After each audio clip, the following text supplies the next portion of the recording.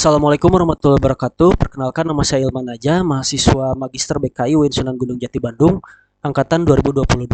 Pada video kali ini saya akan menjelaskan uji hipotesis. Untuk memilih teknik apa yang digunakan untuk uji hipotesis, kita harus melihat klasifikasi data yang dihasilkan.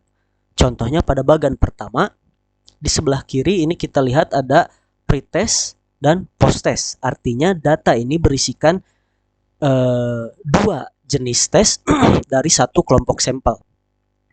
Maka yang dapat digunakan pada jenis data seperti ini adalah uji hipotesis dengan teknik paired sample t-test.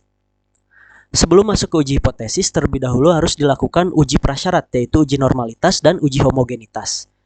Untuk mengerjakannya, silakan buka lembar SPSS.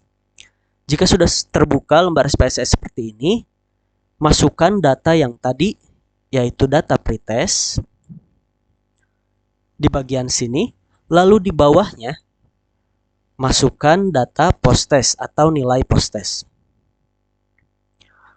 Lalu di sampingnya masukkan kode tes, yaitu 1 untuk pretest dan 2 untuk post-test. Jika sudah sampai pada tahap ini, buka lembar variable view. Pada kolom pertama, ganti namanya dengan hasil. Dan yang kedua, kelas. Untuk desimal, 0. Untuk labelnya, nilai ujian, dan juga kelas. Values pada bagian hasil dikosongkan saja, sedangkan values pada kelas diisi. Untuk value 1, beri label pre-test, lalu klik add. Value yang kedua beri label post-test, add, lalu OK. Sudah sampai pada tahap ini, buka kembali lembar data view. Di bagian atas ada analyze, pilih analyze, lalu pilih descriptive statistik, dan lalu pilih explore. Nilai ujian atau hasil masukkan ke bagian dependent list, lalu kelas masukkan ke factor list. Lalu pilih plots, posisikan semuanya seperti ini. Untuk box pertama non, deskriptifnya yang atas, lalu normality-nya di checklist, dan yang bawah pilih power estimation. Lalu klik continue dan OK. Akan muncul hasil dari pengujian SPSS. Yang perlu diperhatikan pertama kali adalah test of normality. Perhatikan bagian yang paling kanan, yaitu nilai signifikansi. Sejumlah 0,122 dan juga 0,336 dari pretest dan posttest. Perhatikan dasar pengambilan keputusan dari uji prasyarat. Di sini alfa yang dimaksud adalah 0,05, yaitu taraf signifikansi yang telah ditentukan sebelumnya. Dengan persamaan seperti ini, maka dapat disimpulkan bahwa kedua data dari pretest maupun posttest itu berdistribusi normal. Lalu yang kedua, perhatikan test of homogeneity.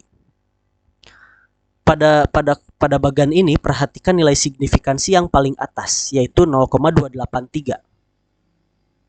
Perhatikan kembali dasar pengambilan keputusan, sama seperti yang tadi, yaitu nilai signifikansi lebih besar dari alfa atau 0,05. Di sini didapatkan hasilnya 0,283. Maka data yang didapatkan sudah homogen. Setelah uji prasyarat dilewati, dan maka dapat dilakukan uji hipotesis, yaitu dengan data yang tadi dilakukan uji paired sample t-test. Caranya adalah dengan mengcopy nilai pretest ke lembar SPSS yang baru, kopikan di sini, lalu nilai posttest di sampingnya seperti ini. Jika sudah sampai seperti ini, masuk ke variable view, ganti yang pertama dengan pretest dan yang kedua dengan posttest. Untuk desimal 0, keduanya label pretest dan juga posttest. Setelah sampai pada tahap ini, masuk kembali ke data view. Di bagian atas, klik kembali analyze, Lalu pilih compare means. Dan di bagian kedua paling bawah ada paired sample t-test, yang itu yang kita pilih.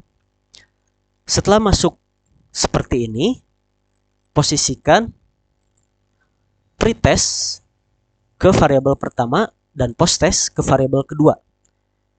Jika sudah seperti ini, langsung klik OK. Lalu hasil dari penghitungan SPSS akan muncul. Jika sudah, pada tabel paired sample test, perhatikan sigma to tail dan juga nilai T.